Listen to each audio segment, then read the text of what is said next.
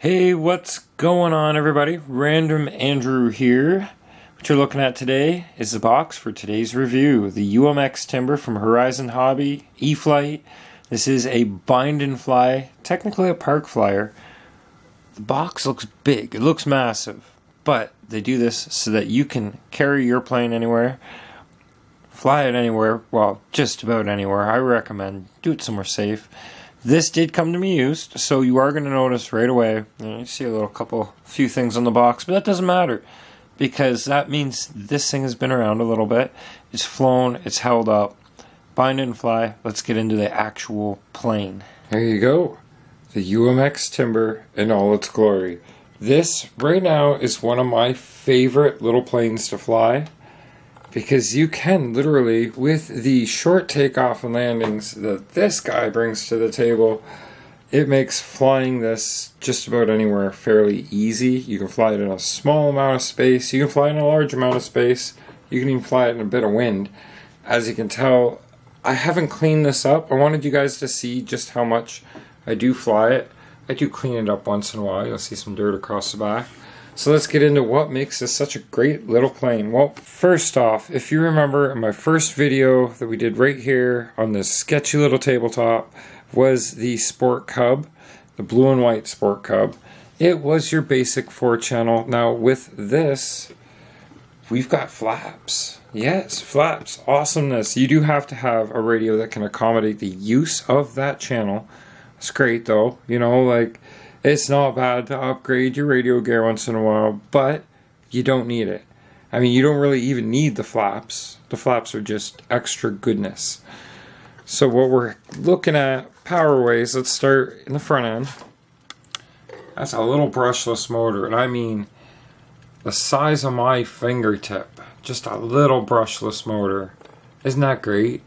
That little brushless motor runs on 2S power. This is one of the batteries I use to fly it. Believe it or not, I get over 10 minutes of flight time out of this little 280 milliamp hour battery. This is also a 2S battery. It's got the JST plugs, these little red guys. Recently learned that those actually have a designation. It's nice to have designation. This was a weird one. Now all these batteries came to me with the planes, so I wasn't familiar with a lot of this. JST plug, 2-cell balance, and then this weird little thing, which you'll see what that's used for in upcoming videos. Also, this is one of those weird little, looks like a balance plug, but it's slightly more narrow, and again, you will see what that particular plug is used for. In order to use this in here, I have to use an adapter that goes from weird little white balance like plug to JST, and then we're in business because this is the same thing, JST plug. So great. Yeah, my plane is dirty. I do have to end up cleaning it up. My cowling is looking a little on the rough side, not just from previous owners. This is the only thing that's really taken any kind of damage from my flying. There's been other damage, but we're not going to talk about that. There is great little lights. We'll throw a battery in here in a minute and check out what those lights are about. We've got leading edge slats or wing slats. These help to slow that air coming down even more, giving you a better low speed lift creating scenario. Did I say that right? I know somebody will correct me if I'm wrong. Looking at the wings, look at the size of these ailerons. We're catching lots of wind, movement. That also really helps with your low speed. You need more influence, more surface area to do that, those control surfaces. As you've seen, those beautiful flaps. Right now they're in the down position, so I landed, I didn't shut my flaps off. It didn't matter. Right on. Let's look down the spine of the plane here. Nice, true and straight. The rudder's got some actual contoured shape to it. It's not just a thin piece of elevator. Or, well, thin piece like the elevator. That's just straight flat. Nice little tail wheel under there. So your rudder steering It's also your steering on the ground using that tail wheel. There's not much more to point out than that, folks. I'll show you a look down the inside in case you've never seen down in there before. And I never did before these planes, but that is your main circuit board, your control board. The speed controller is built onto that. Plus 2 of these linear type servos. You can see the round gears on the end of them in there. It's completely, totally different. You also find those in the wing. You see them under there. Thin wire landing gear. And nice big bush wheels. You can also put floats on this and fly it off the water. A little nervous about water landings. What happens when water gets in here? Does my plane go bye-bye, or will it dry out and fly again? So before we throw the canopy back on and talk about controller options, as this is a bind and fly, which means it binds to a lot of different controllers, and I'm going to show you a few. One thing more, or maybe a couple things more I want to point out. See this white piece in here? This is the prop adapter / prop saver. That's 3D printed. I 3D printed that because I broke 2 of these already.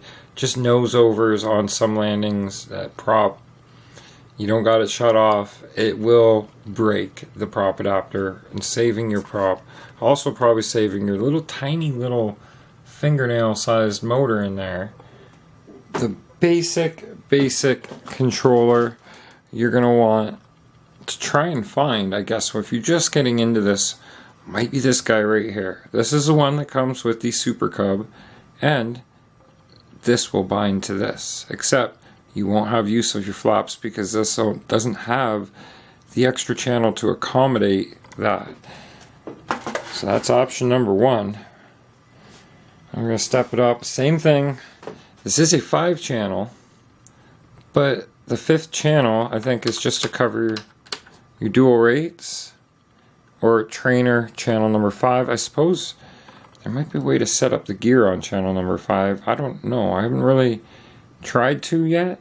So theoretically, yeah, you should be able to run flaps with this and just run that one switch as your flap switch. But that is your DX5E. And then this here, oh, I like this guy, DX6E. Lots of channels, lots of switches. You could set up a bunch of different things, like functions for dual rates, channel mixing, flaperons. What's the other one called? Flaperons, and I can't remember the name. There's another cross mix. With this, I actually have functions for 2 different flap positions. I just wanted to point those out real quick. A couple of options of what you can fly these bind and flies with. Now, I'm going to throw battery in this, start it up, show you the flap action and whatnot, and how much surface control movement we've got. Let's get on with it. There you go. Check out those navigation lights. We got some flashers and a red nav light on the side here. And then on this side, we have another flasher with a green nav light. We've got a light up on the spine. A nice slow fade, and you can see underneath, there's another one underneath. So you could do your night flying with this. You also got some headlights too. It's pretty groovy. Let me try a little something right here real quick. My fancy light happens to have a dimmer. There you go. That should be showing up a lot better now. Isn't that cool? I just love seeing the nav lights on the planes like that. Makes night flying possible, for one. If you know your area and there's nothing like a tree that isn't lit up, that will be a complication. Then yeah, night flying could be possible. Another cool thing. Reach under here and get to my switch. Lots of flaps. A lot of guys only run the first notch of flaps. But really, if you want to get those nice, almost vertical landings, vertical takeoffs, I guess that doesn't really apply to this, but you know, you'll see it in an upcoming video. This is just a tabletop review. Okay, let's give a quick control surface check, and we'll show you what kind of speed 2S brings to the table. So, ailerons, tons and tons of movement. I don't think I have any kind of, no dual rates turned on. Okay, don't need them with this. Lots of elevator travel, of course. Got a little wiggle with that rudder. Now, 2S power. I hope I don't send this styrofoam flying.